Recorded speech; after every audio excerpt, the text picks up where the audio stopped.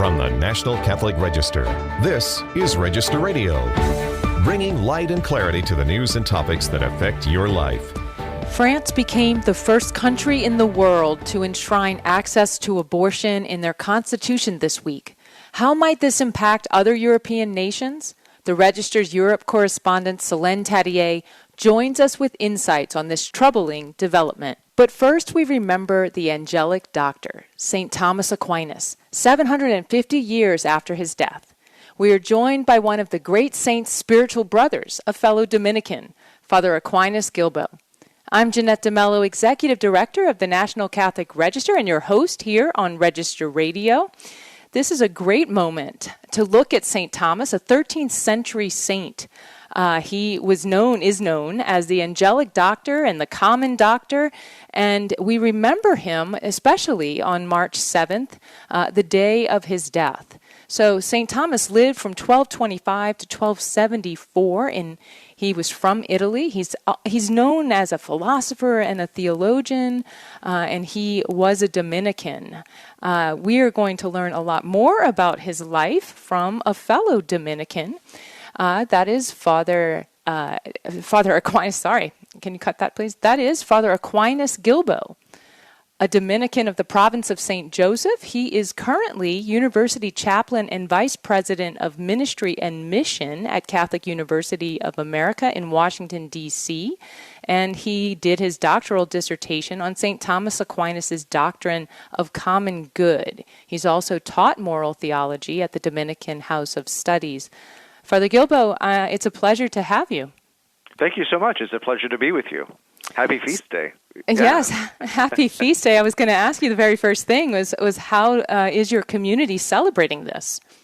So Dominican communities around the world are celebrating in different days. You know, March 7th does mark the actual 750th anniversary of St. Thomas's death. So it's quite a year, quite an anniversary. And so here in Washington, between the two communities, the Dominican House of Studies, we also have a parish in downtown D.C., St. Dominic's. Between the two communities, we have 2 days worth of celebrations, and we're looking forward to those. So you mentioned this is the year of his death, so the 750th anniversary of St. Thomas's death, but we really are in sort of a jubilee of St. Thomas, aren't we? That's right. Providence has so arranged sweetly and wisely for us that St. Thomas Aquinas, was born 800 years ago, roughly this year. He died 750 years ago this year and was canonized 700 years ago this year. And so we can remember all three of those anniversaries roughly at the same time, all those events 50 years apart. So we are celebrating something of a major jubilee of Aquinas this year. Absolutely. So anyone who's taken classes in college, theology classes, or maybe even philosophy classes, has probably studied something of St. Thomas's work, the Summa Theologica and whatnot. But what would you say to a more general audience is the most enduring legacy of St. Thomas?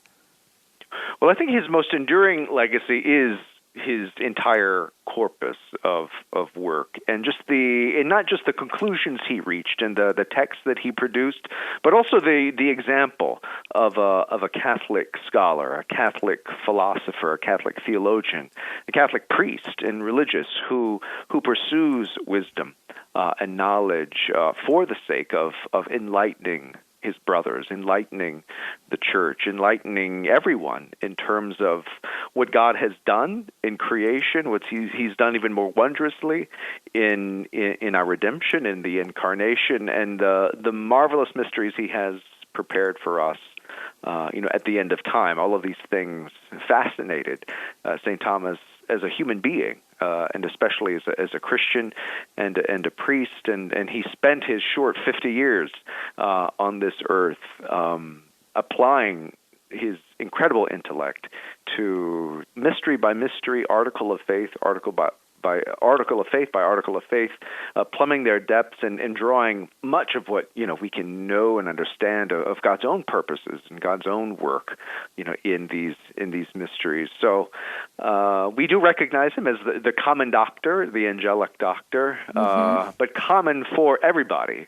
He's common. He's the common teacher of everyone in the church, and I think this is played out in his legacy. It was his doctrine of charity, for example, that was unique in the High Middle Ages when he taught, and that became an enduring legacy. I mean, the way the church talks about charity now in terms of friendship with God, Aquinas was one of the first to speak in those terms.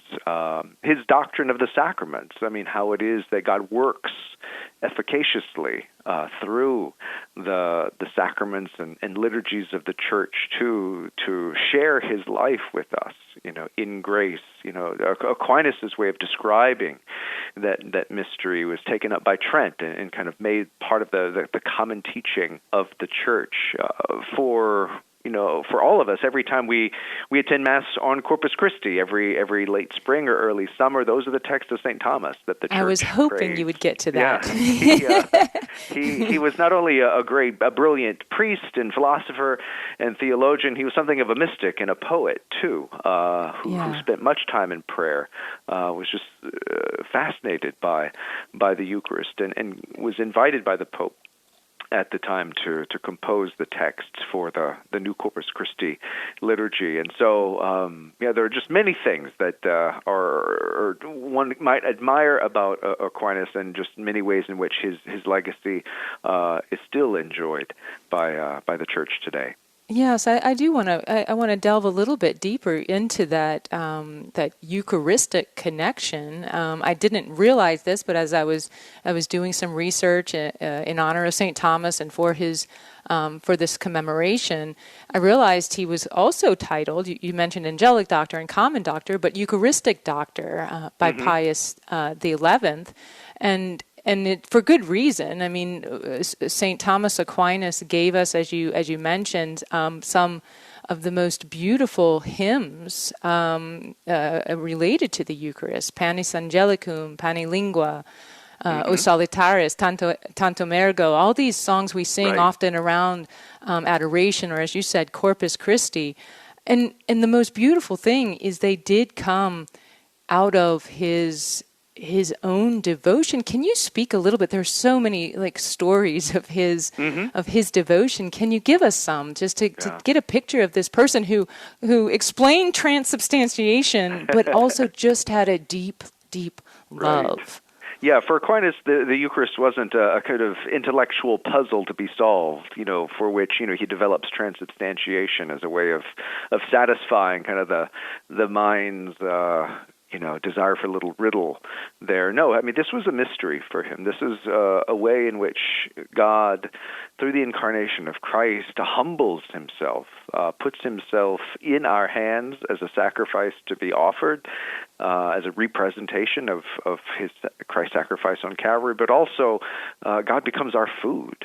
He feeds us with himself, and just as a Christian and a priest, Aquinas encountered this mystery every day. He was awed by this mystery. One of the legends of his life that come down to us is that he every morning, would attend Mass twice. The first time was his own Mass as a priest. He would offer Mass as is good and just for every priest to do.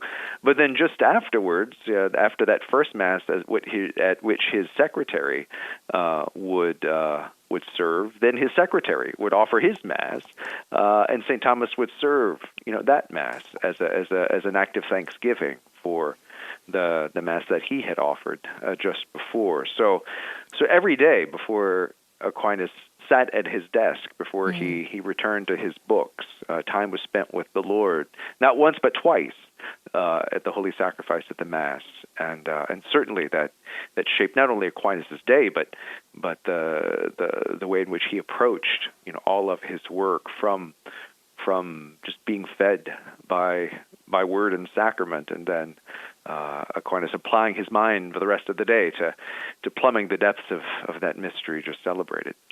Yes, and since we are talking about his death at age 49, Right.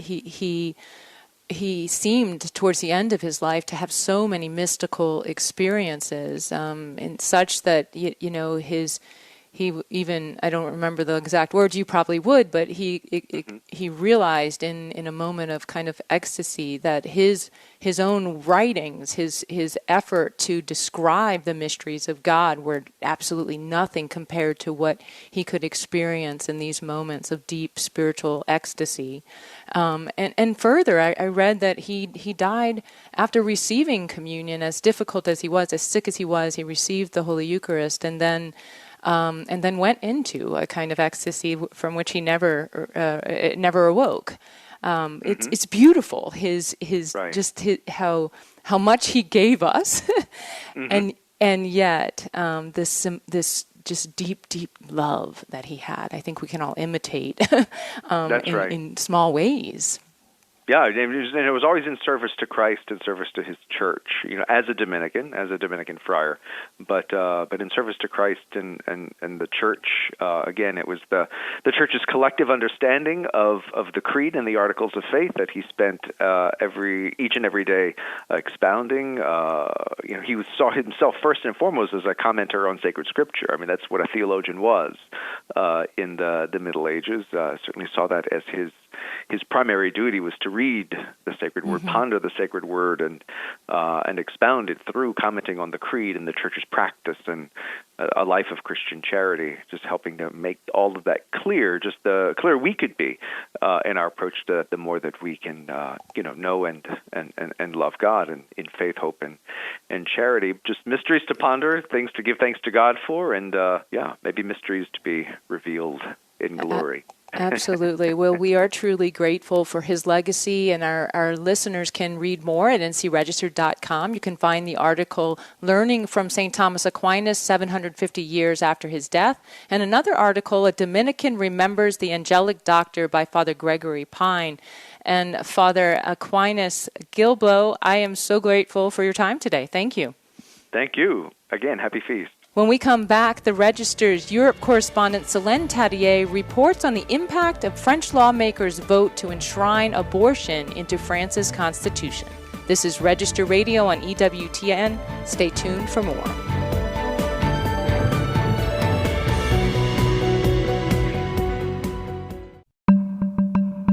Sacrifice is a profound virtue Catholics can lovingly embrace, especially during Lent. But this year, why not also indulge in something good for your soul? Give yourself the gift of EWTN's National Catholic Register and stay connected to the latest developments and historical traditions of our Catholic faith. Save half off your subscription today. Get the National Catholic Register delivered to your home, office, or parish, filled with spiritual insights on world events, along with compelling Catholic news and information. To get 50% off your subscription, order online at ncregister.com/radio or call 800-421-3230 and mention code RADIO. The National Catholic Register. It's the one indulgence you won't ever want to give up. Call or click today to save half off. The National Catholic Register. Read faithfully. Let's return to Register Radio on EWTN. Welcome back. I'm Jeanette DeMello, Executive Director of the National Catholic Register and Catholic News Agency, and I'm your host here on Register Radio. Today, I'm joined by the Register's Europe correspondent, Solene Tadie. Solene grew up in Paris, France. She currently, though, writes from Budapest, Hungary, and she's been following with great concern the news about her homeland when French lawmakers enshrined the so-called right to abortion in their constitution. It's really a sad moment for France. Solene, I know you're looking at this with the same kind of sadness that I feel for the country once known in the Middle Ages as the eldest daughter of the church because of how Catholicism thrived, and now here we are. So, Solene, thanks for joining us, and I'd love first if you can report exactly what's happened. So yeah, it has been a project that was actually a kind of reaction to your Dobbs, that what happened in the US in 1422.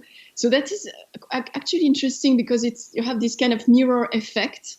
Like it happened in the US, and of course, France is well known for being very progressive and, to be also always at the forefront of both de-Christianization, but also at the forefront of all these society, what they call progress. And so this kind of constitutionalization of abortion was a direct consequence of Dobbs, but it's been part also of the French mentality, that has been growing over the past years. So, of course, when President Macron, as a communication stunt after Dobbs, proposed that, it was welcomed by a large part of French politicians and also of the population. So it was a very easy way to make the left happy, all these left-wing voters, and, without being, completely opposed by a big part of the population. So. Right, and Solene, I mean, as you mentioned, it was just hardly any time had passed after the Dobbs decision was announced that basically overturned Roe versus Wade, and it was like hours after that Macron actually said, well, we're going to make sure that this is enshrined, that our years of so-called progress aren't erased. And of course, this is where we are now. As I said, it's the first country to actually enshrine it into the Constitution, and that is quite startling. I think France has, from the numbers I have read, and maybe these are the latest numbers, I'm not sure, but 234,000 abortions registered in France in 2022. And so that the number of abortions has grown. It's the highest in 30 years at that point in 2022.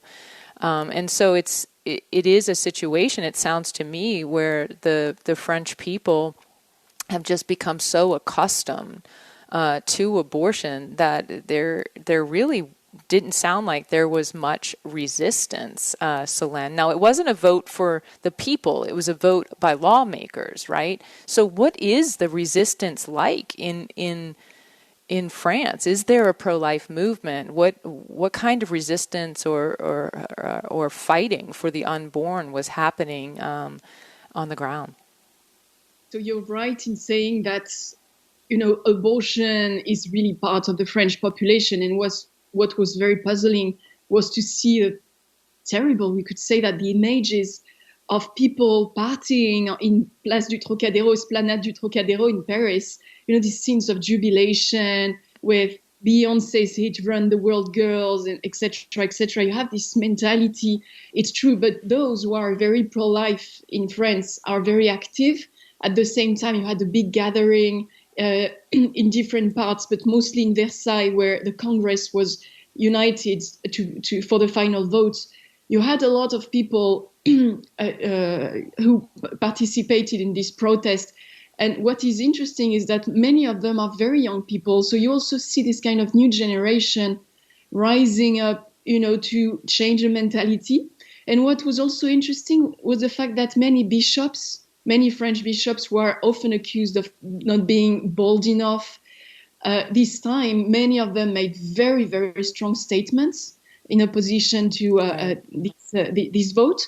So something is happening, and some people think that, this kind of radicalization of the pro-abortion movements over the past few years has also the effect of waking up consciences in France. So we could see interesting movements rising up, and one of their role model right now is the US again. You have more and more pro-lifers in France saying our strategy is not the right strategy. We should look at the US, what they do. They are so efficient, proficient. They are building centers to offer alternatives to women. We don't do that in France. We need to rethink our strategy, and the US is the best model for us. Well, that's a great point, and I know you have done your best to cover the ways that small communities are trying to revitalize their Christian roots, and not only in issues like this that touch the public square, but you have written stories that show the de-Christianization of France and of other parts of Europe really correlate to some of this unraveling on moral issues in the public square. A country that no longer recognizes their connection to the church and starts to, in some ways, change their concept of what a right is, right? I mean, they lose the sense of human dignity or even of the human person. And so I love that you have reported on that connection between de-Christianization and some of these so-called progressive laws.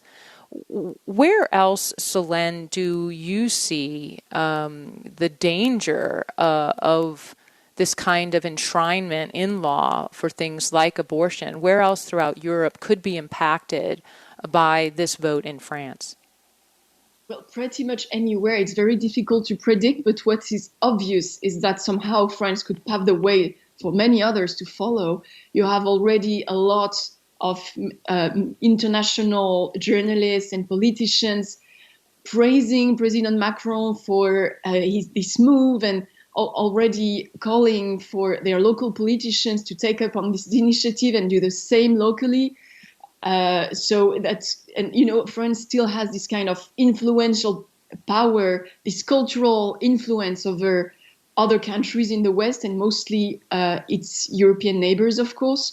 So it could definitely pave the way to that. So that's why you already have pro-life organizations and strong conservative movements in neighboring countries already rising up, saying we must prevent it from happening in our countries. But that could definitely happen. You see how things can change. In Poland, that was, that banned abortion almost entirely in 2020. Now you have the Tusk government already designing a new bill to have it completely legalized. And, already people are saying, yeah, we should also directly follow the path of France. We should do the same right now. We'll go quicker. So things could be reversed very easily, but in one way or also in another way. So it also gives hope for the future if the pro-lifers are able to win the battle, the mentality battle. Right. I think Spain is another place where in recent years legislation has allowed girls as young as 16 or 17 to have abortions without parental consent, and things like removing a period of reflection, a waiting period, that helps allow an opportunity for people to slow down in their decision to terminate. And so these kinds of legislations come in all sorts of ways to make it more liberal, the abortion laws more liberal. But I agree with you regarding that, how concerning the celebratory aspect was across Europe and really the world, or the Western world in regard to France's decision. Solene, what can still be done? I know that just I guess it was a couple months ago, in January, pro-lifers did gather in Paris, maybe 15,000 strong, and they were seeking they were promoting some proposals that could actually help women not to feel that abortion was their only resort. What kind of things are the pro-life movements working on now? So many of them are now starting to rethink their strategies to be more proficient and to be more, let's say, efficient on the ground, I would say. And especially at the European level, you have like French pro-lifers who are actually lobbying European institutions who are also very active in France, and they are trying to gather the testimonies of many women who had an abortion and who were faced with the consequences of that, to talk directly to lawmakers, to raise awareness, and then change the law to say, okay, then we have this state of affairs, but at the same time, we could also have an influence on the law saying that maybe we should lobby people enough, these lawmakers enough, so that we enable politicians, we enable the law to give women more access to what abortion really is, to really raise awareness. And that's, you have all these kind of proposals to create more center to welcome women who are threatened, because most of the time the reason why they abort is because they were threatened by the father of the baby, because they were ill-informed, and because they felt that they didn't have the financial support to raise the kid. And we lack in France, we lack structures to answer that. And that's the awareness that is growing right now, is the lack of institutions and centers like that. And I think that we are going to witness the creation of more and more institutions like that. And that's probably the only really efficient thing that could be done in the coming years. Well, Solene, I'm so grateful that you have been covering this. We look forward to more coverage of the pro-life movement in Europe as they really learn to kind of fortify their position and get into the culture and help to turn things around. And for our listeners, we invite you to go to ncregister.com where there's a lot more news, analysis, and commentary. We're very grateful that you've joined us here on Register Radio on EWTN. And on behalf of my producer, Michael McCall, and myself, Jeanette DeMello, I pray that until next week, God bless you.